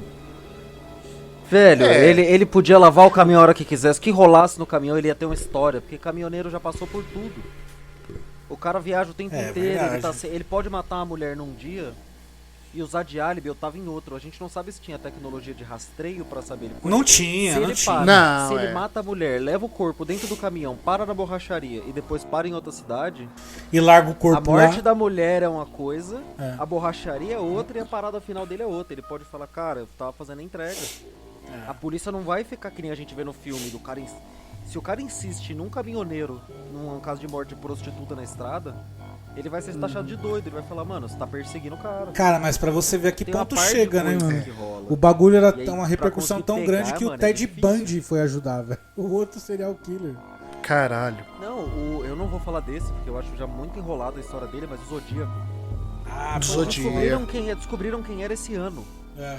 Esse ano só descobriram quem era e ainda, tipo, Então- falam, olha, a gente tem 90% de certeza, ainda tem o risco de não ser. É tipo o Jack Mas, Stripador, cara, que até hoje ninguém tem certeza. Ninguém E quer. acha foi. que sabe, mas não... Ao- Fala, olha, apontam a gente acha esse que ou é ele, mas- aquele, mas tem gente que tem lugares que falam até que o Jack era uma mulher. Eles que era falam um tudo nobre, indica. falam que era- É. Cara, é Mas qualquer foda. coisa. Eu queria trazer primeiro que teve um... Eu tô querendo trazer mais brasileiros só pra mostrar que tipo, não é só uma coisa fora do Brasil, não é só... É uma coisa que rola aqui e... No mundo todo, rola né? rola em formatos diferentes.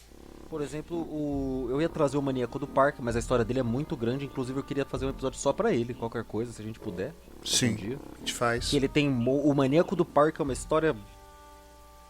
Bizarra. Mano, é um absurdo. Mano, envolve até uma mulher ter...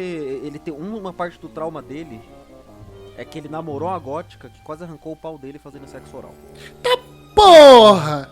Pra você ter uma ideia, até isso tá envolvendo nele ter se tornado o Maníaco do Parque. Então vou em outro caso, menos conhecido, que é o Vampiro de Niterói. Se ouve um nome desse, você pensa, mano, ou isso é um filme do Zé do Caixão, ou é uma pornô chanchada dos anos 80. Não tem como ser outra coisa, não pode ser. Vampiro Não, de Niterói não é dá. foda. Eu admito que o nome me deixou meio... Nossa, que engraçado. Eu fui ler a história e eu fiquei, caralho. Nosso querido Vampiro de Niterói não é ninguém mais, ninguém... Querido meu ovo, né? Perdão, gente, a mania de querer ser simpático. Esse arrumado do Marcelo Costa de Andrade foi o nosso Vampiro de Niterói. Fiquei até em choque de ter chamado ele de querido, perdão. Enfim. Foi um serial killer brasileiro que... Deixa eu só pegar o ano direitinho aqui. Acho que foi por volta de 91. Recente também, hein? Recente, o dele. Caralho, é engraçado que a gente não fica sabendo, né? Pelo menos na época, Que achei. não me, Eu não me- lembro do não Maníaco me do recordo. Parque. Não, o Maníaco do Parque- o Vampiro de Niterói ele que não fez tanto... tipo, não chegou a fazer mídia nacional, até porque eles são contra ficar divulgando muito. Mas seguinte... o cara matou cerca de 14 meninos entre 6 e 13 anos entre abril e dezembro de 91. Ele teve um período de Caralho. atuação de 8 meses. E ele nasceu e viveu a maior parte da vida dele na Rocinha, em situações mais precárias. E vivia vendo o pai e a mãe brigando, com o pai surrando a mãe quase sempre, até que ela decidiu se separar. E se separando, ela não ia conseguir manter o menino e não queria ele com o pai, foi morar com os avós. Os avós mais ignorantes ainda surravam o moleque mais ainda. Caralho. E aí nesse período que ele morava com os avós, ele foi abusado sexualmente por um homem mais velho. Ele não relata mais do que isso é tudo que ele fala. Ele não dá nome, ele não fala nada, foi comprovado que ele foi abusado mesmo, mas ele não fala por quem. A partir daí, contando do abuso, ele foi internado num colégio para meninos, porque é aquele clássico, a culpa é da vítima. Claro, É. sim. Ele não conseguia ter bom desempenho na aula, hostilizado, era chamado de burro, sofria bullying. E depois, quando ele completou 14, ele foi mandado pro internato. Que, porra, querendo ou não, numa escola só pra meninos, você ainda tem uma escola. Por mais que ele tenha sofrido comido pão que o diabo amassou. Mas aí pro internato já é outra história. Que a família dele já não tinha muito interesse, já não tinha como cuidar, ele tinha que ser mandado pra lá. Fugiu do internato e foi se prostituir. E ele sempre ativo, porém algumas vezes ele foi obrigado por homens mais velhos a ser passivo. E aí dessa bagunça toda ele tentou se matar. Caralho, É foda, Aí um né? pouco mais pra frente ele foi mandado pra FEBEM da época, fugiu, se prostituiu de novo. E quando ele completou 16, lembrando, ele completou 16 anos depois de tudo isso. Então ele era mais novo. Nossa, velho. Caralho, mano. Conheceu um homem mais velho, um porteiro, começou a morar com ele, e esse cara começou a levar ele pro culto, na igreja e tudo mais, mas mesmo com o sustento do porteiro, ele continuou se prostituindo. Porteiro Até que ele ficou puto. cansou de tudo isso. Até que ele cansou de tudo isso, separou do cara e voltou pra casa da família. Ele arrumou um emprego, largou a prostituição e foi trampar de boa. Tipo, realmente se sustentando. E aí, frequentando o culto, ele ouviu que as crianças, quando morrem, vão direto pro céu. Nossa. E aí juntou isso com a cabeça meio deturpada dele. Certo dia, primeiro crime que ele cometeu. Não vou ficar dando detalhe do crime, porque é só com criança, eu acho pesado. Sabe. Tá em detalhe, tá bem em detalhe aqui, eu não vou falar os detalhes. Cometeu o primeiro crime por volta de abril. E ele escolhia a criança de propósito, porque ele pensou, não vai direto pro céu, não quero correr o risco de matar alguém e a pessoa ir pro inferno. Isso era premeditado, ele tinha Premeditado. Então ele seduzia a criança com alguma história, tentava fazer sexo com a criança, se ela não topava, ele batia na criança, violentava, estuprava. Depois, e aí só pra explicar o de vampiro, ele machucava a criança o suficiente pra criança começar a sangrar horrores, e ele bebia o sangue da criança. Nossa. Ah, velho. Não, Jesus, não. Aí é foda. Porra, mano. O que mais assusta... A frase eu do tava Hugo vendo- antes, não vou detalhar. Então ele matava, estuprava, cortava, batia Não, então, bebia o sangue. não. e bebia o sangue. Isso é sem os detalhes. Então esse... E aí ele só foi pego porque certo dia ele convenceu 2 irmãos a irem ajudar ele a fazer um ritual da igreja. Ofereceu 4.000 cruzados, eu não faço ideia de quanto é isso hoje. Pouco. 4.000 cruzeiros, desculpe, 4.000 cruzeiros, mas... Também não Não faço continua ideia. assim. Cara. Continua pouco. É. E aí... Um dos meninos era muito mais novo, então ele acabou obedecendo. O outro, quando tentou resistir, ele fez exatamente tudo que eu já falei pra vocês. Sim. E falou pro mais novo que ele tava dormindo. O mais novo, que não era bobo, percebeu, só que ele tava com muito medo. Então ele foi fazendo tudo que o moleque foi falando. E o vampiro não mexeu com o menino porque ele viu que ele era muito bonzinho. Tipo, tudo que ele falava ele fazia, ele tava fazendo tudo de boa vontade. Mal sabia ele que era o menino, tipo, em choque. O moleque sempre ligeiro também, né? Instinto Não, de não era nem sobrevivência, ligeiro, né? o moleque tava totalmente em choque. Tipo, ele viu o irmão morrer, ele não sabia o que fazer, então ele foi legal. Legal. E aí, Mais ou menos, né? Não é, tipo, legal, tipo, ele foi seguindo. Foi. Ele foi no jogo do ficou- cara, né? Seguiu o flow. Que é o que a gente mais vê, é tipo, outra vítima vai lá e começa a ser contra, começa a ser ruim, é o que o psicopata mais gosta. Não, o cara foi tão bonzinho que o Marcelo perdeu o interesse no outro menino, mas aí ele ainda pretendia matar o moleque, porque ele viu tudo, e aí só que ele tinha que buscar os papéis, que ele era panfleteiro. No que ele foi buscar os papéis, o moleque fugiu e foi pra casa, só que o moleque só falou alguns dias depois, pro irmão mais velho, o que aconteceu, Porra. que ele tava em choque, ele não sabia o que Traumatizado, fazer. né? Traumatizado. E aí, e ele não sabia de nada, ele não sabia o nome do cara, ele não entendia o que aconteceu. Mas ele lembrava do trabalho do Marcelo, que é o assassino. Que era panfleteiro. E aí, quando a polícia perguntou, ele levou até lá.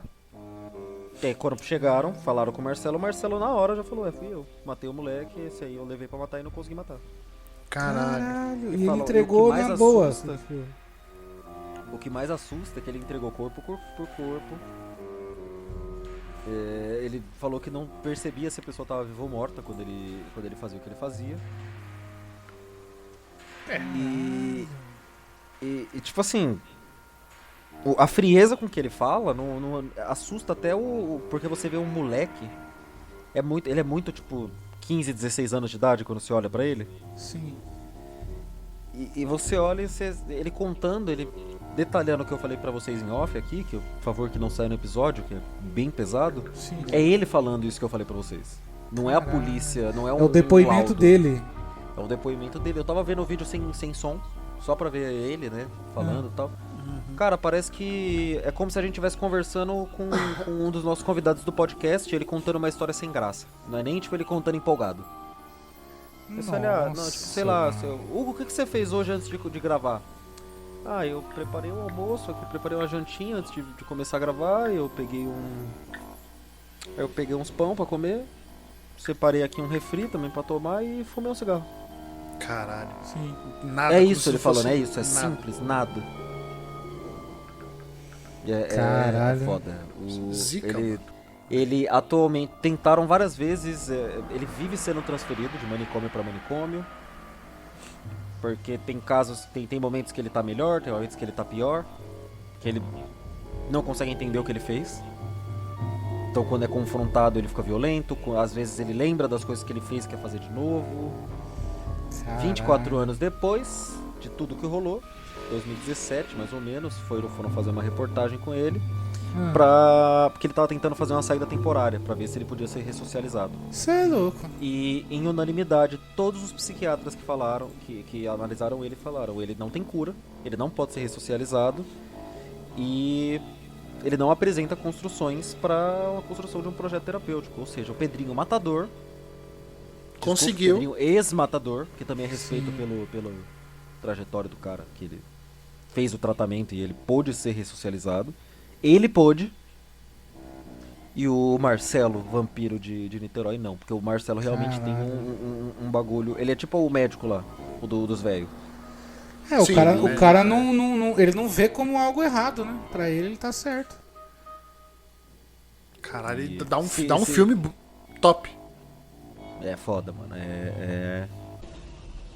Now then, tell me, what did Miggs say to you? Multiple Miggs in the next cell. He hissed at you. What did he say? He said, I can smell your cunt. I see. I myself cannot. Temos um aqui, ou mais um dos Estados Unidos, né? Estados Unidos. acho Lá que eles são. Os caras são. Mas bobear, daqui a pouco eles Foda. estão exportando. É. De tanto que tem. Nossa senhora. Caralho. É o Samuel Little. Samuel Little. Little. Pequeno Samuca. É, pequeno Samu. Ou só Sam. Nasceu na Geórgia em 7 de junho de 1940. Estuprador e assassino em série. Nos Estados Unidos, matou ao menos 60 mulheres entre os anos de 1970 e 2005. O número, portanto, pode passar de 90 após as confissões do criminoso. Ele era ex-pugilista e é considerado pelo FBI o maior assassino em série dos Estados Unidos. Ele foi preso definitivamente em 2012, quer dizer, agora há pouquinho. Caralho, ontem. Foi preso definitivamente em 2012 aos 72 anos e condenado à prisão perpétua sem direito à liberdade condicional pela morte de 3 mulheres só. Samuel, ou simplesmente Sam, nasceu em Reynolds, na Geórgia, mas cresceu em Lorain, no estado de Ohio. Foi criado por uma avó e frequentou, foda-se a escola dele que ele frequentou. Foi preso. Ele foi. Foda-se a escola. Que diferença que faz a escola que ele frequentou, caralho? Que diferença que faz, né? Foi preso pela primeira vez no início dos anos 60, aos 21 anos de idade. Por arrombamento, que o crime pelo qual ele já havia sido acusado 4 anos antes. Quer dizer, ele já era um arrombador aí. Já vinha com histórico, né? Já vinha com histórico aí de desvio, né? De caráter. Cumpriu a sentença de 3 anos e depois saiu e voltou a praticar crimes. Perfil das vítimas dele. Samuel matava mulheres, quase todas negras, que viviam marginalizadas ou em estado de vulnerabilidade, prostitutas e dependentes de drogas ou álcool. O que ele fazia com as vítimas? Encontrava suas vítimas geralmente em bares ou até na rua. Ele então conquistava a confiança delas, ia conversando com elas e oferecendo. E depois oferecia carona, algumas vezes em mais de uma ocasião ou em mais de um dia. Então ele pegava uma mulher lá, oferecia carona pra ela vários dias seguidos. E aí, uma dessas caronas, ele levava a vítima até um lugar isolado, muitas vezes dirigindo por uma estrada de terra, e cometia o crime. Primeiro ele estuprava e depois estrangulava a vítima, descartando depois o corpo no rio, pântano, enfim, é o básico, né? Básico aí dos caras. Como ele era ex-pugilista, ele usava muita força. E às vezes ele usava tanta força que ele quebrava a coluna vertebral das vítimas ao atingi-las no abdômen. Tá porra! Nossa, dando um soco na barriga, ele quebrava as costas da pessoa. Pense num soco. Cara, ele era bem fortezinho, viu? Ficou bem fortezinho pra quebrar uma coluna no soco. Você é louco, é um Tyson, mano. Tipo isso. Caralho, tio. O cara estoura um baço facinho no soco, mano. Nossa, imagina dar na cara, mano. Imagina na cara. Já era a sua cara. O zóio vai parar no nariz, o nariz vai passar pra orelha. Nossa, uma muito, bagunça da muito, porra. muito. O cara brigou com ele, parece aqueles bonecos de massa. Quando você amassa a cara dele assim, tá ligado? Fica exatamente. tudo fora de lugar, tudo fora do prumo. Você sai de casa, príncipe encantado, treta com esse maluco e volta os lotes do Goonies, tá ligado? Chocolate, tá ligado? Qual é a motivação que ele tinha pra matar as vítimas? Segundo a promotora, a Beth Silverman, os crimes tiveram motivação sexual. No entanto... Também é outro bagulho, né? A maioria dos caras tem isso também, né, cara? Motivação sexual. Cara, No entanto, Little negou e se ofendeu ao ser chamado de estuprador, apesar de investigadores terem encontrado sêmen nos corpos e roupas das vítimas. Os lugares que ele fez vítimas, vai enumerando aí: Arizona, Arkansas, Califórnia Carolina do Sul, Flórida, Geórgia, Illinois, Kentucky, Louisiana, Mississippi, Nevada, Ohio, Tennessee, Texas e Washington. 15 estados. Caralho, mano. Mano, puta que pariu. Puta que me pariu. Caralho, o maluco cruzou o país matando gente, mano. Ele foi pego, né? O Little, que tinha a extensa ficha criminal, inclusive assalto, uma armada e o próprio estupro. Foi preso aos 72 anos em 2012, no Kentucky. Caralho. E nem foi preso pelos crimes, foi preso por envolvimento com drogas. De lá ele foi enviado pra... Caralho, mas nem velho o cara sossegou, mano. Pois é. De lá ele foi enviado pra Califórnia, onde os policiais fizeram o teste de DNA dele. E aí ligaram ele aos 3 assassinatos não resolvidos, que foram acontecidos entre 87 e 89 no condado de Los Angeles. Ele se declarou inocente, mas foi condenado e sentenciado à prisão perpétua em 2014. Sem chance de liberdade condicional. Cara, foi ontem. A polícia o ligou inicialmente a 50 mortes, mas na prisão ele contou ser autor de outros 43 assassinatos. Ele detalhou vários dos crimes, inclusive chegou a desenhar o rosto de várias das vítimas possíveis. Cara, o cara... ele até desenhou a cara. Você é louco, mano. Acho que o cara devia estar guardando essa informação, né, cara? Já tô velho mesmo. Foda-se, né? Tô velho mesmo. No dia 7 de outubro de 2019, o FBI emitiu um comunicado oficial dizendo que ele era o maior assassino em série dos Estados Unidos e que todas as suas confissões são críveis. Meses antes, o órgão já havia divulgado os desenhos feitos por ele na prisão, na tentativa de identificar mais vítimas. Ele morreu em 30 de dezembro de 2020, aos 80 anos. Morreu na Califórnia. Morreu do quê? De Covid? Acho Como que sim, pode, mano? O maluco morreu de Covid, matou gente pra caralho e morreu agora. Mas ele foi condenado ao quê? Por 3 assassinatos em Los Angeles, só. Caralho, como é que os caras falam? Ele é o maior assassino de todos os tempos, mas a gente só vai condenar ele por 3 assassinatos. Então, porque ele desenhou o rosto de algumas vítimas e a polícia conseguiu ligar. Ele confessou 43 e a polícia conseguiu ligar ele por mais 50. Eita porra, velho. É que, tipo assim, a polícia não pode botar pra ele ser preso sem ter 100% de certeza que foi ele. Entendi. Mas se você puder ter a ligação, você só não pode botar mais no processo dele, porque não vai ser aceito pela justiça, mas é óbvio que foi ele. confirmado. Ainda mais que, tipo, lá o cara pode ser julgado pra pena de morte, né, cara? Perpétua, né? E o pior é que tem, assistindo esses documentários, eu já vi que tem uns caras que aparecem e não é ele, mas ele quer assumir a bronca. Exatamente. Tá ligado? Eles não podem deixar. Que nem o cara dos corpos dos Andes. Que ele pode ter matado algum, mas se vamos supor, ele tá se fazendo de... Como é que é? De bode expiatório de um cartel. Ali é um cemitério de cartel, por exemplo. Porra, Tem 100 mortos ali. Ele fala, matei tudo, sou serial killer. Foda-se. Você... E vai. A não ser que você confirme que foi ele que matou todos, você não pode falar exatamente, você não pode processar ele na justiça. Mas fica meio óbvio quando o cara te leva no cemitério particular dele. Cara, mas é foda. Ele quebrar a costela da mulher, um soco no abdômen. Mano, imagina a força. Imagina o tamanho e a força desse maluco, mano. Na porrada, na pugilista também, o cara aprende a se dar um socão com a força. Nossa senhora. Caralho. Eu tenho aqui, que o Danilo tinha falado de enfermeira. Eu tenho aqui dois enfermeiros. Eu vou falar os dois juntos. Porque eles não fizeram muita coisa, mas uma morte já é muito, né? Mas. 2 BR. Um deles, Edson Isidoro Guimarães. Nome já não ajuda. Ele, assim...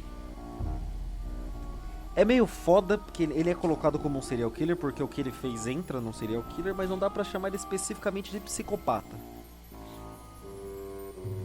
Sim, é meio difícil a situação dele. Porém, Edson matava pessoas em condições bem sérias no hospital, por envenenamento com cloreto de potássio, asfixia ou tirando a máscara de respiração, para receber uma comissão de funerária.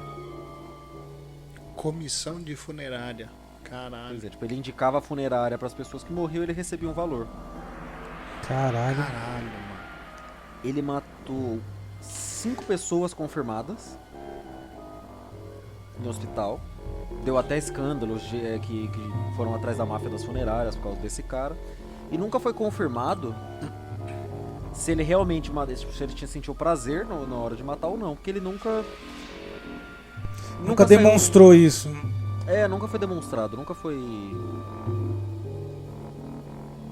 como eu posso dizer, não foi feita uma investigação profunda. Por causa da máfia das funerárias, acabaram esquecendo o caso dele. E aí não se sabe se ele fazia por prazer, assim, porque ele queria ver as pessoas morrer e tirou um dinheiro com isso, ou se ele queria o dinheiro e não tinha muito pudor. Porque psicopata muda um pouco, né? Não é só matar a gente. Ou ele quis juntar o útil ao agradável, né? A vontade de matar com ganhar dinheiro.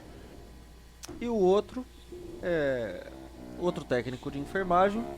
Esse foi comprovado que ele era um psicopata, só que ele era um pouquinho diferente dos psicopatas padrão. Que ele não queria necessariamente matar as vítimas dele, que eram principalmente crianças. Ué.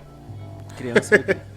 Só queria judiar. Ele injetava com overdose, ele dava uma overdose de sedativo nas crianças, que não ia ser pego por exame, para elas pararem de respirar. Então ele chamava os médicos para ressuscitar, para ele ter mais atenção no trabalho, para ele ganhar mais mérito, porque tipo, pô, ele percebe a emergência, etc. Não se sabe quantas desses casos foram ele mesmo que causou. Puta, linha tênue do caralho, né? De todos que ele fez, pelo menos 15 crianças foram salvas, porém nem todas foram.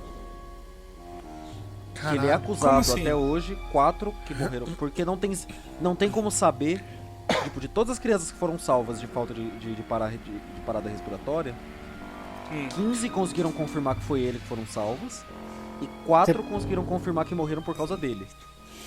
O resto que rolou, ninguém sabe se foi culpa dele ou não. Cara, mas ele trabalhava aonde? Mas estranho na isso. Creche? Umas ele salva, outras ele morre. Não, é porque ele botava o sedador, ele dava o sedativo. Se o médico conseguisse salvar, ok, se não, não. Era puramente pra ele ganhar algum mérito de tipo, ó, eu que avisei, eu tava lá no meio da ação, a vida tá na minha mão. Tanto que se morrer ou vivia, tanto faz pra ele.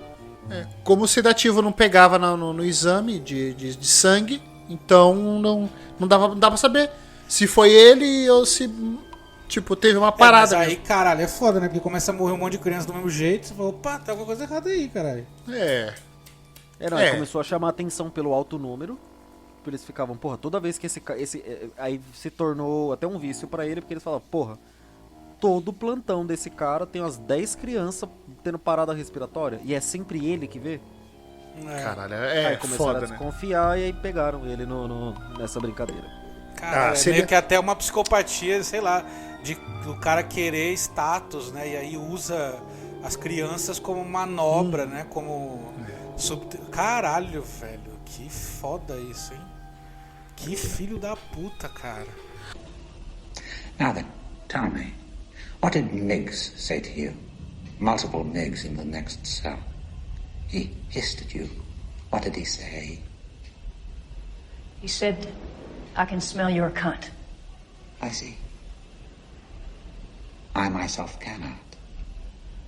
A gente não pode deixar de falar ainda aqui por cima sobre o Ted Bundy, né? Que é um dos assassinos em série mais emblemáticos, né? Que, tipo, mais conhecidos e tal, enfim.